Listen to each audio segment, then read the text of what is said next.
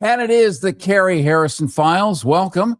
Happy Friday as we enter into yet another week of what can only be termed as a dystopian delight. There's an interesting way to use an alliteration. It kind of works, but boy, it's still a little painful for most of us. By the way, we're also streaming right now on YouTube. You can simply Google Carrie Harrison YouTube. That's CaryHarrison, Carrie Harrison YouTube. Subscribe. That way we can stay connected when you show up at your destination. You simply switch over to the stream on your phone at the Carrie Harrison YouTube channel. You can also easily find us at kpfk.net. Just go there, shortcut, kpfk.net. Well, the road to tyranny is not paved with the footsteps of villains alone. It's smoothed and widened by the well-meaning, by the hopeful, by those who, through some twist of history, some whisper of propaganda, become the unwitting accomplices of their own oppression. Let's take Germany, for instance, a nation that's battered. It was humiliated, economically crippled after the First World War. Its people, intelligent, cultured, deeply wounded. Well, Germany wanted nothing more than dignity, prosperity, and security. And so when a charismatic leader arrived, promising revival, promising strength, promising unity, he promised to make, literally, quote, Germany great again. Yep.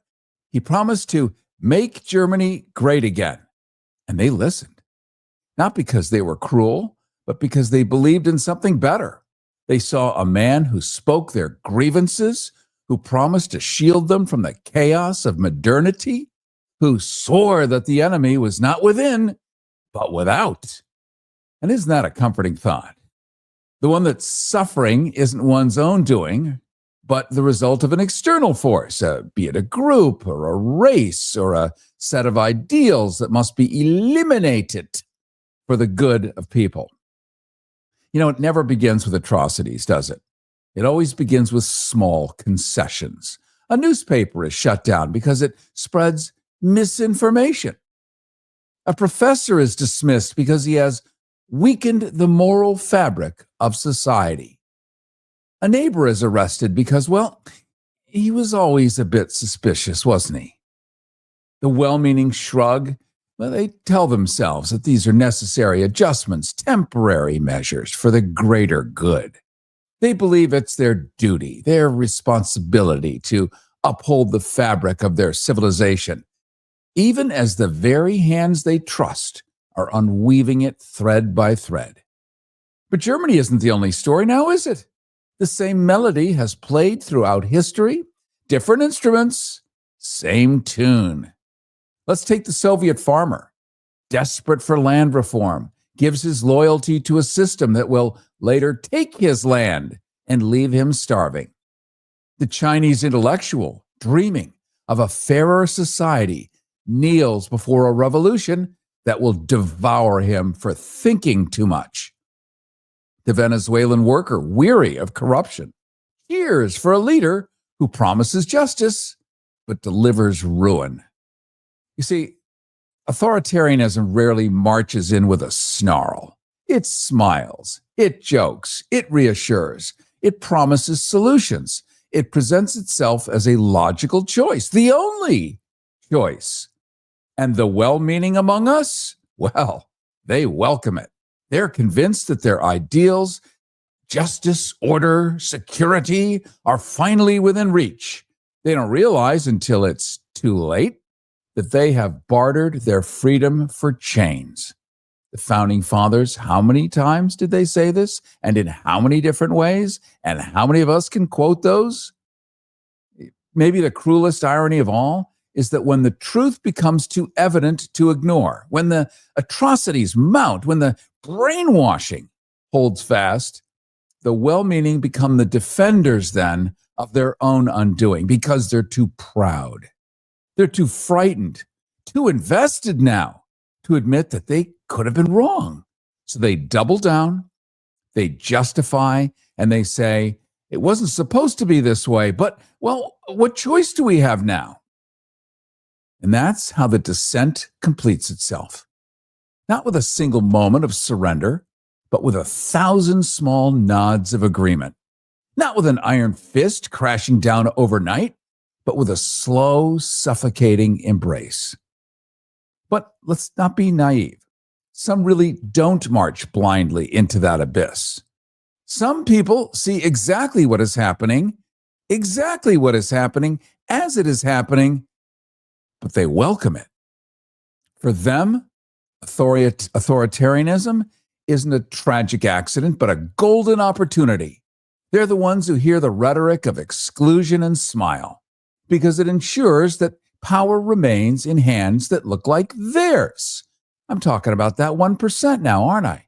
They watch as the walls close in around the weak, the different, the inconvenient, and they breathe easier, knowing that the chaos of true equality will never touch them.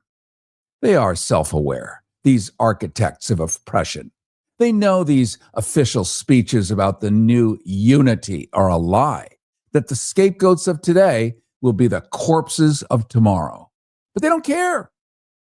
They don't need to believe in the ideology as long as it serves them. The demagogue gives them permission, not just to rule, but to indulge, to discriminate, to erase. And in return, they prop him up. They protect him. They whisper in his ear what he already knows, that the illusion of order is best maintained when the privileged few get to write the rules and hoard the spoils. And so they toast to the suffering of others, justifying it as the natural order, the price of security, the reward of the deserving. Not misled, not brainwashed, just willing executioners of a world designed for them, and them alone. Now, the backbone of the completely invented red state, blue state divisions, completely contrived in a country still called the United States, but somehow not united, and for a good reason. States that are not united, even though they are, families who can't even visit each other on holidays because stabbing each other would somehow be more delicious than the turkey. Yet the same people watch the same shows on Netflix. They eat the same Krispy Kreme donuts. They drive on the same freeways. But when reminded that their own children are the enemy or that their cousins voted in a certain way, it's the Union versus the Confederacy again, without any actual reward for the victor. Parents who love their children, but who would actually blindly slaughter them with a carving knife if a manufactured topic arose. I speak of my own late father, by the way, who would be exactly that knife-wielding, self-justifying, blind rage guy holding on to his self-assessed power that he was told was his and his alone. Because guess what? I'm not like him. I don't think like him. I don't vote like him. And my friends sure as hell don't look like him. Mine come in many colors, shapes, sizes, and let's just say wider range of motion. Many of us are disenfranchised from our own families, aren't we? Not just in these recent times, but in the recent times leading up to this. With us, it's yet another daughter of parents who can turn like pit bulls at the silent ding of the propaganda bell. And you will see the beautiful face of our next guest. I'm not sure if she's there or not. And let me just check, because we are connecting here and there. I'm logged in, going upstairs for headphones, back in a few. Well, this is good to know. You're going to see the beautiful face of our next guest right now on YouTube at Carrie Harrison YouTube channel. Simply Google YouTube Carrie Harrison or go straight to kpfk.net. That's kpfk.net. With me right now is actress Jordan Roberts. She's also a writer, producer, and political activist. She studied journalism, film, and TV writing at UCLA, served on Women in Film's board of directors, among others, a professional voice actor, and is slated to star and produce in two dramatic features, Second Chances and Undeniable. Happens to be a daughter during these times when parents can often feel like foreign objects. Jordan Roberts, I want to welcome you to the Carrie Harrison Files. Oh, thanks so much for having me, Carrie. It's so great to be here. You know, you were talking about family and holidays. I have not been to a family holiday since 2014. So, because it was right after Trump got elected, in The 15. first So, time. yeah. So, yeah, it's really a difficult thing, actually. I started filming a documentary called My Family Voted for Trump. God, right when it started, the day after he won, and there were people defending the Trump star on the Hollywood Walk of Fame, and then there were these Trump ladies guarding it. There was a Merry Christmas Trump, and I was really just trying to understand. And I really, at the time, felt like that we just need to get the right information to everybody, the truth. And then, of course, it just got worse and worse as we I'm glad you talked mentioned about. the truth, because Yeah. this is where half the nation, and it is greater than half, 75% of us don't believe this. 30% of the people voted. That's it. And of those 30%, another 30%, the troglodytic, knuckle walking, hispidulite mountebanks, the ones that have put this guy in there. The rest of us, we get something is really wrong, but all of us didn't vote. I don't know how many. I can count them on all my hands and feet. And I have extra arms and legs here. You've seen me. I'm a human octopus. I work at the circus most days. I can count on all my fingers and toes the Gen Z folks who didn't vote because, well, it doesn't matter. Both candidates sucked. Okay, I think we can all agree. But if you don't do politics, it does you when you're not looking. It doesn't just vanish because you don't like it or care about it. All that to say, Jordan Roberts, I'm so glad you brought up this idea of underinformed voters, or whatever we like to call them. That's polite. It sounds polite. Isn't that what we call Fox News watchers? They're under Right. low information. I mean, we would have called them something before, a long time ago, because you can't really low information voter. Like, what does that really mean? Well, it kind of means no. Let's just call it what it is. It's not lack of information. There was a study done called the Ypsilanti Jesuses. Don't you love the From name? Michigan, Ypsilanti, In Michigan. Michigan. Yeah. Correct. A mental facility in Ypsilanti, Michigan. And in there were 7 different people that thought they were Jesus, as is often the case in maybe one of those institutions. Generally not 7, but this one had 7. And they did everything they could to figure out which one is the real Jesus, or which one thinks he's the real Jesus if he's around 6 other Jesuses. At some point, many of them are going to lay down their thorn of crowns, right? Or crown of thorns. They're going to yield to the proper Jesus. At the end of the study, 100% of them still all thought they were Jesus and believed all 6 others were faking it. So it didn't matter how much they tried to convince them, didn't matter what they did, what drugs they gave them. Mm-hmm. It was a belief system, and the belief system was all they had. And when times get tough and people have nothing, or feel that what they have is going to be taken away or stolen, or the competitive landscape is going to actually become even, and you're going to have to show up to a really good looking Sidney Poitier in a Brooks Brothers suit, and you're there in your undershirt missing teeth, who do you think is going to get the gig? Not you. Yeah. This is bad. And this is why people vote this way. Right. What I think that, my family doesn't understand, and a lot of Trump voters or MAGA voters don't understand, is that, the people on the other side, the people who want to protect our democracy, we're watching the news every day for almost a decade going, okay, is it going to happen now? Is Trump going to have to, are we going to get rid of him, or is he going to have to pay? Is there going to be justice? And we watch and we watch and we get more and more exhausted. And now more people are apathetic. And I believe that the 2 greatest threats to democracy are misinformation and apathy. And so we have that. And then we have my family and this my family. My dad is in his early 80s. My mom's in her 70s. And they're getting older, and I love them and they love me, but they support him. And so every single day that something bad happens, it's almost like I'm suffering a little bit from transference. So it's, oh, that happened. Mom and Dad, you did that to me. And I don't want to feel that, but they're not protecting me, and they don't want to hear anything that I talk about. And I'm pretty diplomatic. And so I think that the biggest, most painful thing with my family has been over the course of the 10 years, like what we're talking about misinformation. And if only mom knew. She was here and she was talking about Adam Schiff lied, and I said, Mom, look, I'm going to show you proof. And this is McCarthy, like, admitting. And she's like, okay, yeah, I see that. And then later on, Adam Schiff lied. She says this later, and so, but now what I'm understanding is that my parents, it's not about being misinformed anymore. They know they're Yeah. just fascists.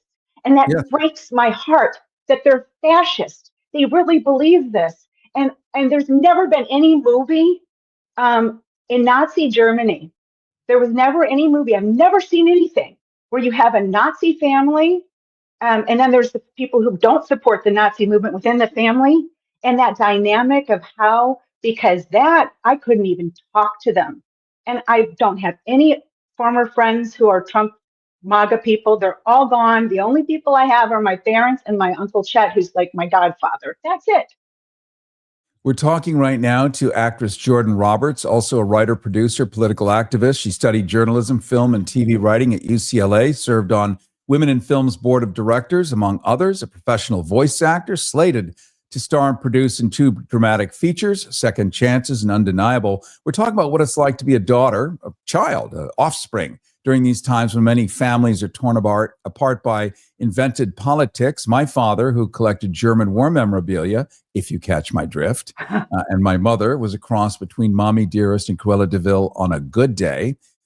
They would have loved this moment. They're both gone, but this is what they were working hard to get, because it's true.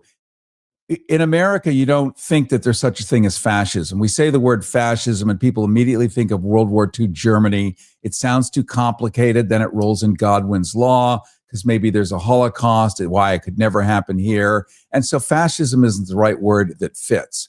But it's just literally removing people's rights down to the point where there is no range of motion for 90% of people, and 10% get all the range of motion. All the spoils, you go in, as we see right now, with a machete, just hacking up government to shreds. And I'm going to have a bit of a commentary on that in about 10 minutes from Dan Rather.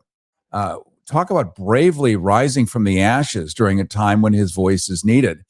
And you end up with a handful of people taking all the spoils. I mean, imagine if Richard Nixon has said, well, I'm just going to go and take, a chunk of Palestine off of Israel and just develop it into private hotels. I'm going to make the profit.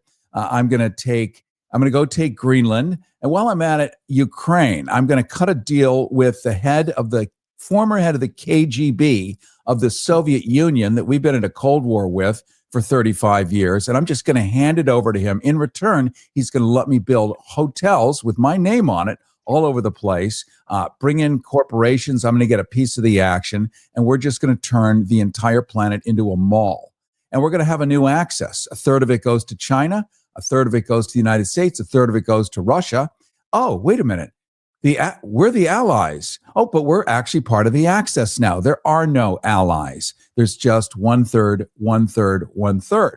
And we're all seeing this. Let me ask you this, Jordan Roberts.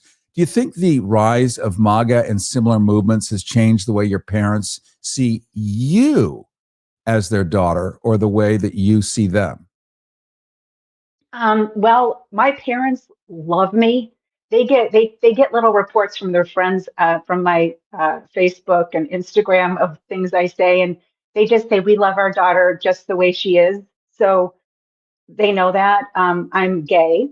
They know that too. So I think, but they always say, "Oh, you need to be more than a one issue voter." And I say, I could talk to you about 100 issues, because I can. And I do know the issues. They've not read Project 2025. They didn't watch any of the Mueller hearings, anything with that. They're mad at John McCain because Trump didn't like him. They used to love him. They wanted him to be president. They wanted Kasich. They wanted Romney in Florida. They wanted Rubio, and so, yeah, my parents, the MAGA movement, it's changed me because they're still supporting all of this. They know that my parents are pro-choice. My dad, when I was 14 years old, I wasn't even having sex, and he said, if you ever get pregnant, you come to me, you don't tell anybody, you don't ruin your reputation, and we will just take care of it. We lived in St. Louis, Missouri at the time. So that's, pretty insane. And my mom's pro-choice too. So whatever they're voting for doesn't reflect a lot of the things that they want for the world. My dad is like against Russia. My mom's screwed up by Fox now, and she thinks that Russia's bad. The whole thing with the gun violence and the guns in schools, they're completely. My dad thinks there should be regulations. My mom doesn't want him to take her guns. Yet she only like shot one animal and felt bad about it when she first got married. So I just don't get it. You get in these little cults on Fox. It's this pixie dust of this fascist Fox News. Well, the part that isn't put in front of people, Jordan Roberts, is where is the money going? And goes back to Dickie Nixon, follow the money. And thanks to the Watergate investigations. But it's all about money. It's about literally violating the Nuremberg codes and just invading other countries, taking the stuff that's under their feet, displacing, who knows, 1.8 million people in one place. You go into Ukraine. How many tens of thousands are actually dead now to open up that territory? And once again, you can't not leave World War II out of this. What was the goal of the Third Reich? Ukraine. That was Lebensraum, or living room. Every German would get about 4 acres. They'd get a farm. Everyone would have so much room. And it's one of the 3 places on earth where you can grow crops all year around: Chile, California, and Ukraine. And what are we hearing now? Well, when this administration goes into Ukraine, they get to have trillions of dollars of untapped minerals sitting under the soil. So not only is it oil derricks, it's mining for precious metals, and none of it belongs to the people of Ukraine who've been there forever and ever and ever. So it's so basic. It's so almost deliciously transparent that it becomes oddly invisible at the same time.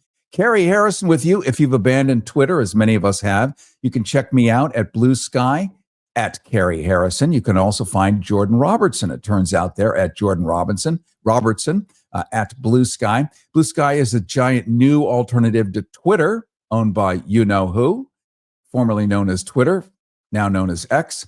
Blue Sky has a giant Canadian footprint, intense amounts of millions of people who have not drunk the Kool-Aid. So if you're looking for an online kumbaya, go check it out. That's at Carrie Harrison on Blue Sky. We're also live streaming right now on YouTube. You can simply Google Carrie Harrison YouTube and subscribe so we can stay connected. When you show up at your destination, switch over to the same live stream on your phone at Carrie Harrison YouTube channel. You can also easily find it at kpfk.net, kpfk.net. We're talking to Jordan Roberts. She's an actress right here in LA who's dealing with not being able to deal with her family, which means things like Christmas, Thanksgiving, like normal times when we all get to go together, when you fly to the East Coast or whatever people do. It ain't happening. It ain't happening. And it's all for this fantasy that one side seems to have. The other, I mean, I would say people who are not MAGA people, they're okay. They're just sort of dealing with a mastodon in the middle of the room. But the mastodon is not in the middle of the room of the non-MAGA people. It's just an extra obstacle you have to climb over, but it is not climbable, at least for the people that believe in that. Do you feel that, this is a subtle question, but do you feel that the political differences have changed the way that love is expressed between you and your family? And I would ask this of everyone else listening, because we're going to start taking calls. Do you feel that the political differences have changed the way that love is expressed or withheld within your family?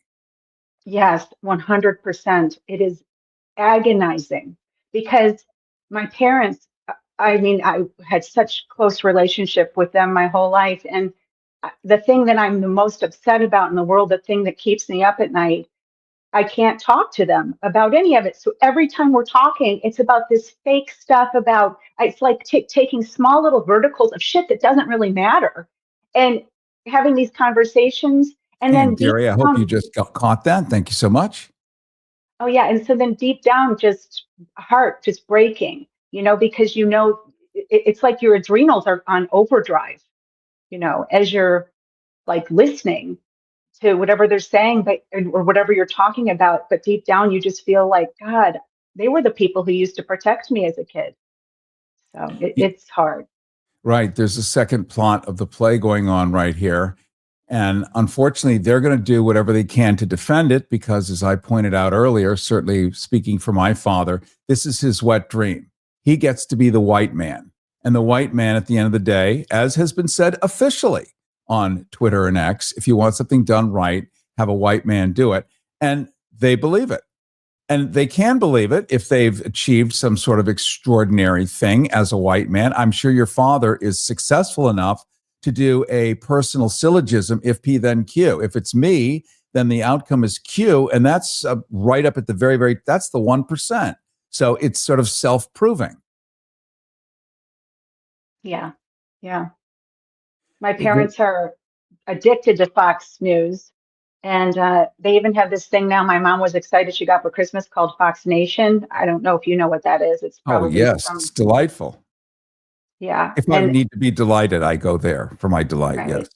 Yeah. And, Zelensky, I mean, it's so bad. I mean, I love Blue Sky because I can really say what I want and nobody will troll me. But, I was thinking about how they're keeping Zelensky out of those conversations about the territory, and about the ceasefire with Putin and Trump and his administration. But it is seriously like a cabal of gluttonous gang rapists who are just trying to seize that land and create just terror and havoc on those poor citizens of Ukraine. And as we ramp up here, Jordan Roberts, they're, just from the White House press conference yesterday, referring glibly to Canada as our next 51st state. It sounds funny, but if let's say you're in Poland and Germany is standing next to you about to invade, which means everyone dies, by the way. You don't just annex.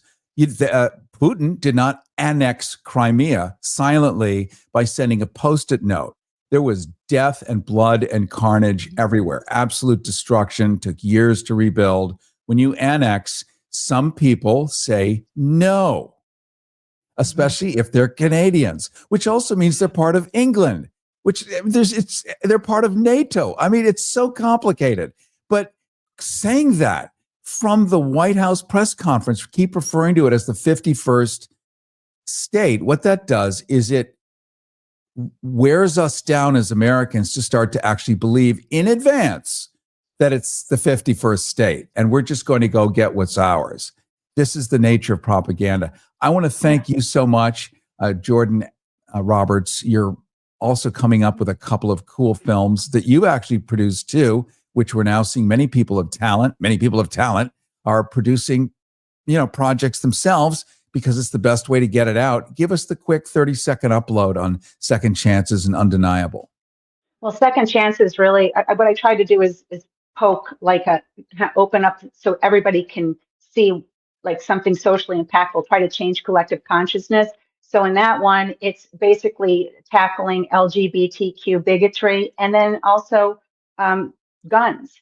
And what's great about this film is it actually shows a good side about having the right to bear arms because the family saves someone's life, but it also shows how the person who got the gun, because it takes place over a Thanksgiving weekend in a lockdown in a grocery store, there's a mass shooter, and the shooter in Michigan, you can get a AK whatever at when you're 18 years old. So it shows about how we need to fix the laws yet. So Gabby Gifford's nonprofit is my charity partner with that movie. So I'm really excited to be able to put that out there. And then Undeniable, it's a plane goes down in the Michigan woods. These are all going to be shot in Canada. And for survivors, it's 2 adults and 2 special needs mentally challenged children. And so the adults, I'm going to play one of them. I'm hoping to get Amy Brenneman to do the other part.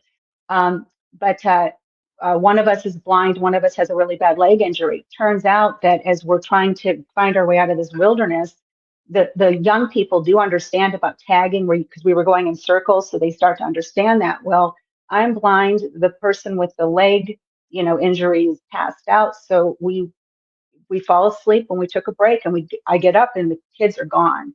And it really is a movie about how we write these people off, these young mentally challenged people off, but it's really about how they save these women's lives by finding safety. So it's like a film that not only breaks your heart, but it'll make it sing with knowing that people are undeniable. No matter who you are, you have this ability to be a hero. Right, right. Content that is absolutely wiped out of the history books as of today. The Gulf of Mexico, which is now called the Gulf of America, although the Mexicans want to call the United States of America, Mexico America. The French are now talking about Nouvelle America or Nouvelle France for the entire United States of America. They want to take back many of their French districts like Louisiana, despite the purchase, since we can break treaties and deals, they feel so can they too. So the word wars turn into real ones at some point if people aren't paying attention. And I appreciate you coming on as an actress, coming on as an artist, and also pointing out your own personal situation, because people often think, well, they don't have these problems. They're in the business. Well, it hurts just as much not being able to go home to Thanksgiving, and you'd probably trade a role just to be able to go home for Thanksgiving and hug your mother. Like, that's just what live humans If it was like the old days, otherwise I'll take any role to not have to be there right now. And then there's that too. Even bad ones.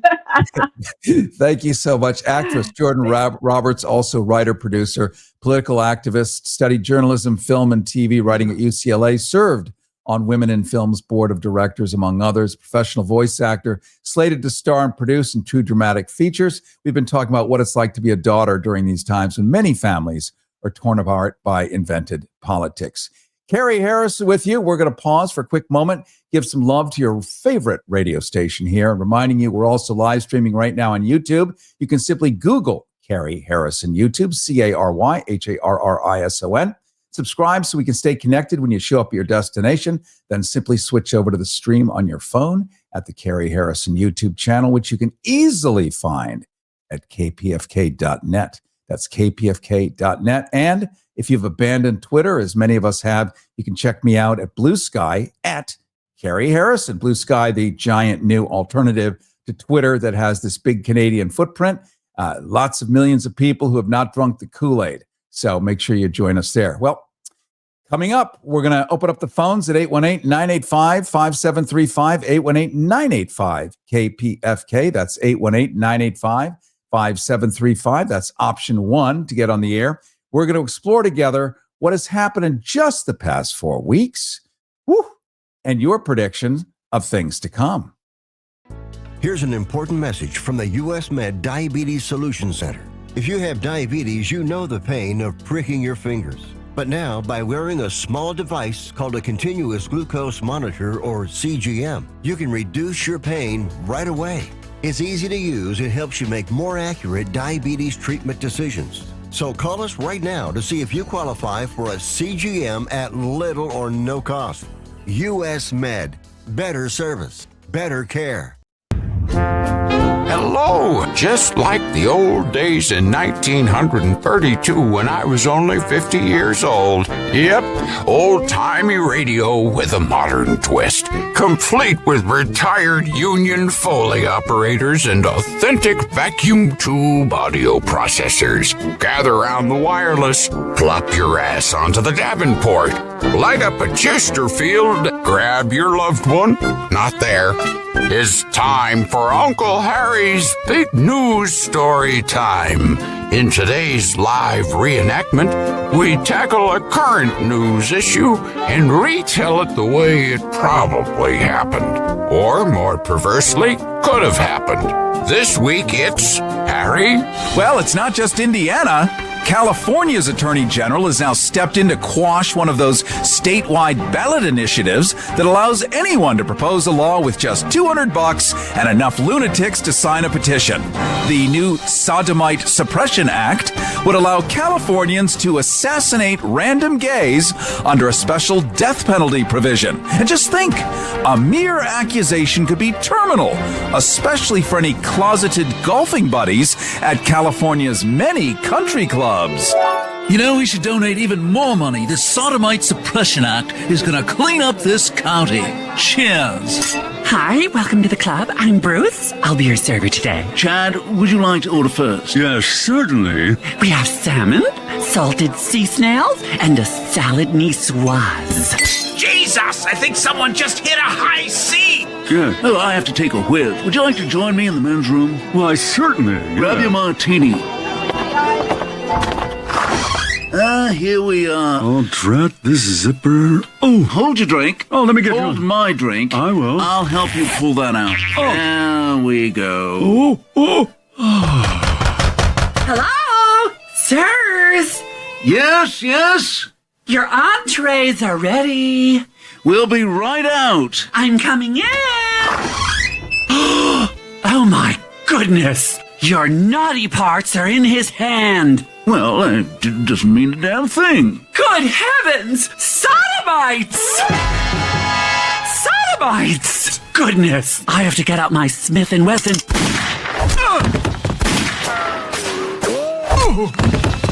Clean up in the bedroom! Sodomites! And of course, these lawmakers had to find a way to work in the Second Amendment to fight sodomy. Carrie Harrison. And there's your reality bite. This is the Carrie Harrison Files. CarrieHarrison.com. And it is the Carrie Harrison Files. Don't forget to sign up for our free newsletter at CarrieHarrison.com. CarrieHarrison.com. There you're going to get a transcript of the entire show, plus access to clips and stuff we simply, definitely nowadays absolutely cannot do on the radio. We're going to go to Gerald and G in just a second on the phones. Our free newsletter is the best way to stay in touch with us, plus get all kinds of cool stuff, including a letter from the current administration directly to the media, warning them about what they can say and what they can't. So here we are. We're already there. I'm also reminding you that we're live streaming right now on YouTube. You can simply Google Carrie Harrison YouTube and subscribe so we can stay connected when you show up at your destination. You can switch over to the stream on your phone at the Carrie Harrison YouTube channel, which you can also easily find at kpfk.net. That's kpfk.net. Well, phones are open at 818-985-KPFK, 818-985-5735. Simply hit option 1 to get on the air at 818-985-KPFK. I'm going to get into something that Dan Rather wrote in just a minute, but let's first go to the phones and say hi to Gerald in Los Angeles. You're on the Carrie Harrison Files. Hey, hello, Carrie. Gerald. Hi, you're one of my favorite programmers, along with Tom and Amy Goodman and Ian Masters. But I had a quick comment and a prediction. I heard a comment the other day, maybe on KPFK, I'm not sure, that Donald Trump was the perfect blend of brutal and stupid.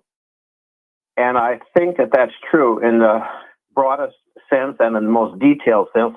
I did change that slightly to say vicious and stupid, because he is always vicious, not necessarily always brutal, but I think vicious and stupid is the best. And my prediction is that if in the next 6 months, if people get too, quote, out of control, unquote, whatever that's going to mean, then our president will declare martial law, and that'll pretty much be it. And that's my prediction within the next 6 months. I appreciate it, my friend. Grim and dour as it is, not unrealistic. Thank you so much, Gerald. Very much appreciate your call. Yeah, one thing about the current sitting president, and I dare not say his name for the reasons you're going to see when you sign up for our newsletter, and you're going to see with your own eyes what the new Justice Department is sending all media for saying anything and what the punishment is. It's becoming a crime. It's one thing to have a political leader who actually has an end game, like the plot of the play. Some of them are just social climbers. I think with the Red Lobster, he's just a social climber. Any ladder that takes him up to riches, wealth, power, being invited to a dinner table, being loved, being adored, being adulated. It doesn't matter what ladder. It's just a social climbing ladder. There's no, I'm a Democrat, I'm a Republican, I'm this, I'm that. I'm nothing. Whatever ladder takes me to the moon and surrounds me with rich people that will love me and have my back, I'm going to climb that ladder. So in some way, that's good because it's like a mafia boss. If you're going to give me 40 more garbage trucks to run the garbage service for the city of New York or Chicago, and you've got all the aldermen in your pocket, I love garbage. There it is. It's pretty simple. So stuff can change. I guess we're just going to have to see where that goes. And by the way, please be mindful not to make any kind of even veiled threats against any of the folks in power because they will come after you. That's going to be in the letter you're going to see in the newsletter when you sign up at carrieharrison.com. It is beyond chilling. It is 1934 Germany. So don't be dumb. You may feel a certain way, but keep that to yourself. I hate to say it in a bar, say it where you're at the gym, punch a bag, but be wise and protect yourself. Let's go next to G in Glendale. You're on the Carrie Harrison Files. Mr. Carrie Harrison, I've been trying to call you for months. I got to speed round this. Great. I'm going to compliment you and give you criticism as far as you did a great job covering the fires. I'm glad you're helping out Monday nights on IMRU. I got some opinions on that. But before I get to that, for today, I tried the KPFK net. It said it didn't work. Even I punched in Carrie Harrison. I had to go to YouTube. It even said it was a dangerous website. As for today, your guest, I'm sorry about you, Carrie Harrison, and Miss Jordan and your family situation. Rest in peace to your parents. Miss Jordan, I'm sorry about it. I'm glad she's staying strong and not dealing with her. But abortion is not a left-wing issue. It's a right-wing issue. Abortion is not good.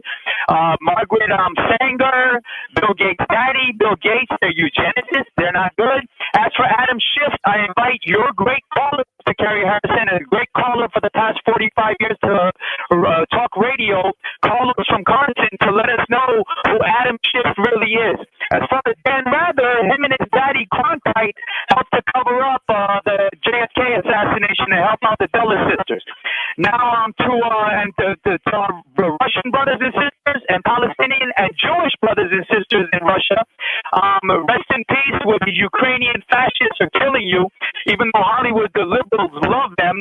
And to the previous caller, Gerald, Carrie Harrison is great, but Tom Hardman and Ian Masters are your basic Newman, McQueen, Roosevelt, liberal European supremacist Zionists. Now, Mr. Carrie Harrison, you did a great show on the covering the fires, and Mitch Jesuit had you on, and you had Brother Sylvester on. I just have one little critique.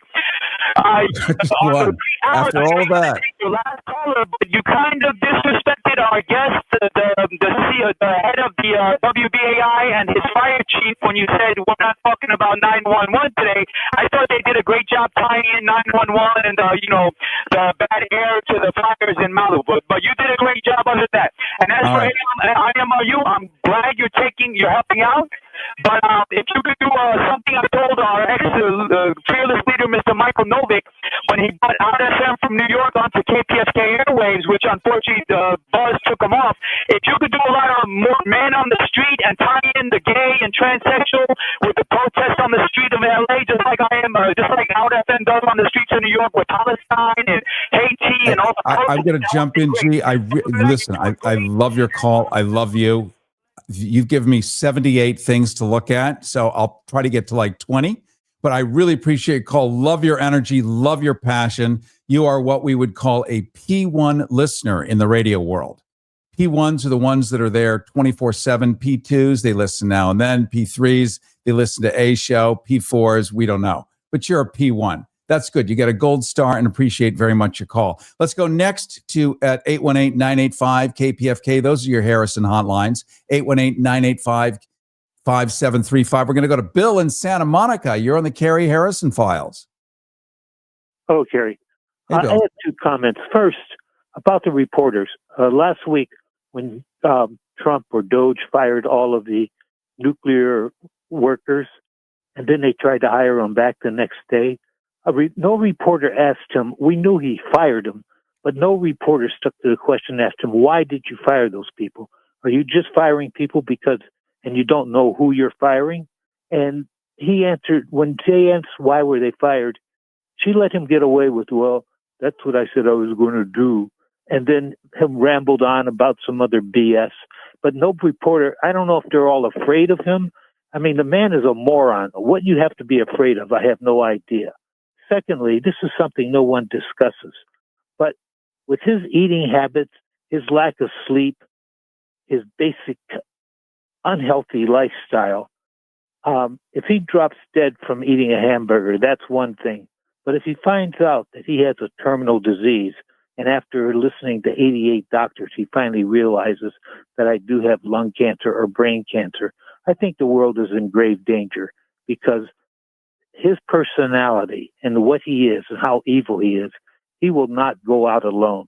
He will cause a conflagration in this world that will take millions and millions of people with him. He will not die quietly in his bed. He will start something with China or with someone else, and he'll take as many people as he can with him. I guarantee you that. And I don't know what, but people expect he's going to live forever. He's not. That's an excellent assessment, Bill. And I'm just going to, I know it sounds weird, but when you see this letter from the Justice Department saying what happens if anyone says anything unkind using media, what the punishment is, and I don't want you to fall in that category, my friend. I totally get what you're saying, and I really appreciate the bravery of you having shared that concept with us. Thank you so much for your call. Very much appreciate it. That opens up a line at 818-985-KPFK, 818-985-5735. And if you think I'm kidding, get the free newsletter at carrieharrison.com, and we're going to post an actual letter that was just sent to CNN because of somebody they had interviewed had said something that looked like not a long lifespan for somebody there. And they are being assaulted in the most direct way. And good luck, you versus this current government. So it is a cautionary warning. Here's what happens if you say anything unkind. This is one of the things that I was talking about earlier. It has already happened. You don't want to fall into that. You're going to have to take a page from Jonathan Swift, who wrote Gulliver's Travels, not a children's book. Gulliver's Travels was about the King of England, wasn't it? Written by an Irishman who also gave us essays on man. I mean, this is highfalutin stuff. But Gulliver's Travels was a way to satirize the king with Brobdingnagians, giant people and Lilliputians, little people, all of that were ways to talk about the crown. I think we're back to that. We're going to have to be smarter and much less direct if we're going to talk about the issues of the day. We did see this in Germany. We saw this in the Soviet Union. We saw this in Poland. We see this in China. We see it everywhere. People have to find ways to say stuff so they don't get clobbered or their neighbors don't get clobbered. In just a second, we're going to pause. We're going to give a little love to KPFK. Gary Baca is going to join me. I'm just going to read a real quickie from Dan Rather, who I mentioned earlier. He wrote that and I'm just going to refer to him as the Red Lobster. The Red Lobster's approval rating is below the start of term rating for any president. Support among groups that have helped get him elected, young voters, Latino voters, and black voters has dropped substantially. A majority of respondents say that our system of checks and balances is not working well. No kidding, says Rather. While Trump and Musk are preaching to the MAGA choir, it seems the rest of the congregation isn't buying the sermon. Mr. T came in with a blowtorch, scorching the civil service as he went. His arbitrary cuts and firings are popular with his base. Yes, arbitrary, right? But anger and confusion are mounting as he cedes power to the wealthiest men in the world to do his dirty work. Tommy Tesla's Department of Government Efficiency, I made that little one up, Doge, which was created out of thin air and a stroke of the lobster's pen, has no official role, and none of its employees have been vetted or confirmed by Congress. Well, sounds pretty good for a government to me. Dan Rather continues, not with that snide patina, but he does say it does have a directive from the president, cut trillions in waste and fraud from the federal government. To do so, Tommy Tesla has used a machete rather than a scalpel to make indiscriminate cuts that will quickly affect every single person in this country, and not in a good way. In fact, Doge has had to reduce the slated cuts savings by $8 billion because of a clerical error. You think the person who made that multi-billion-dollar error will get fired? Good question. Dan. Twitter is also suggesting a $5,000 check be sent to every American household as a refund for deleting necessary services. And that's a tiny fraction of all this money. It's nothing. It's like paying off one credit card for 1 month. And if you took that money, it's saying to the American people, here's some one-time cash in your pocket in exchange for no more funding to fix the roof of your kid's school, to rebuild your home after a hurricane, or for scientists to ensure your food is safe.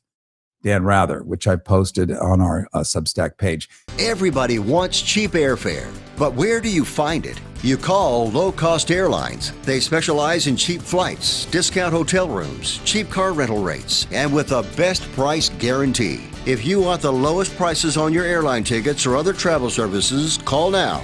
That's right, call. That's the only way to get these rates. Experts are standing by 24/7 to get you the cheapest airfare and hotel rates available. So don't wait. Call now